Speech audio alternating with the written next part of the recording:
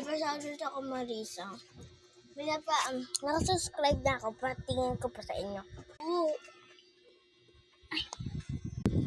Si Marisa. Ito guys. Si Ate Marisa yan. Ang trip lang namin maglaro at mag-enjoy. Wala kaming pakalam kahit ubusin mo pa kami. Hindi kami sasagot dyan sa pagre-report nyo. Bahala kayo. Subscribe na po ako. Hindi lang po nakita ko sa iyo. Ayan na, subscribe na. Ayan na po. Shoutout po. Ay, number 2 of the birthday. Birthday mo pala, di mo kami nimbitan.